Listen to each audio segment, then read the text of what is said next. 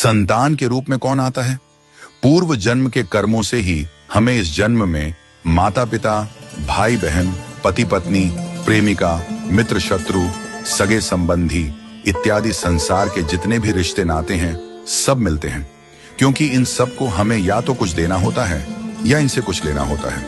वैसे ही संतान के रूप में हमारा कोई पूर्व जन्म का संबंधी ही आकर जन्म लेता है, जिसे शास्त्रों में 4 प्रकार का बताया गया है। 1. अणानुबंध पुत्र। पूर्व जन्म का कोई ऐसा जीव जिससे आपने ऋण लिया हो या उसका किसी भी प्रकार से धन नष्ट किया हो, वह आपके घर में संतान बनकर जन्म लेगा। वह अपना धन बीमारी में या व्यर्थ के कार्यों में तब तक नष्ट करेगा जब तक उसका पूरा हिसाब न हो जाए। 2. शत्रुपुत्र।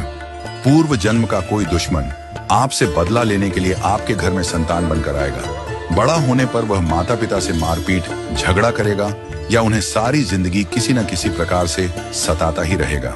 वह हमेशा कड़वा बोलकर उनकी बेइज्जती करेगा और उन्हें दुखी रखकर ही खुश होगा।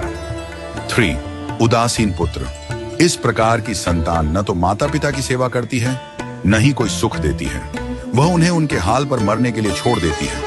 विवाह होने पर यह माता पिता से अलग हो जाते हैं और उनकी चिंता नहीं करते। 4.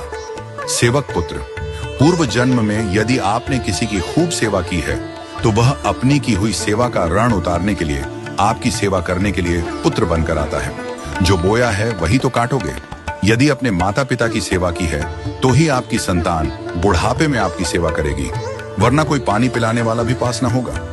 आप यह न समझें कि यह सब बातें केवल मनुष्य पर ही लागू होती हैं। इन 4 प्रकार में कोई भी जीव आ सकता है। यदि आपने किसी गाय की निस्वार्थ भाव से सेवा की है तो वह भी पुत्र या पुत्री बनकर आ सकती है। यदि आपने गाय को स्वार्थवश पालकर उसके दूध देना बंद करने के पश्चात उसे घर से निकाल दिया हो तो वह ऋणानुबंध पुत्र या पुत्री बनकर जन्म लेगी। यदि आपने किसी निर्दोष जीव को सताया है तो वह आपके जीवन में शत्रु बनकर आएगा।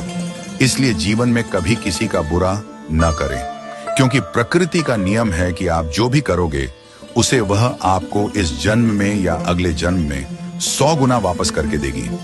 यदि आपने किसी को 1 रुपया दिया है तो समझो आपके खाते में 100 रुपया जमा हो गए हैं। यदि आपने किसी का 1 रुपया छीना है तो समझो आपकी जमा राशि से 100 रुपये निकल गए। जरा सोचिए, आप कौन सा धन साथ लेकर आए थे और कितना साथ लेकर जाओगे?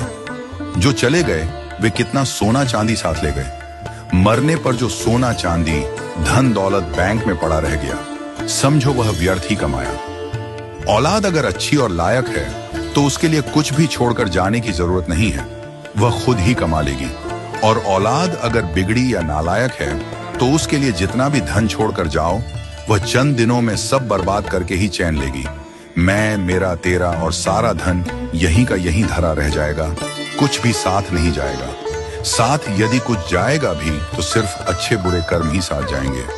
इसलिए जितना हो सके नेकी करो, सत्कर्म करो।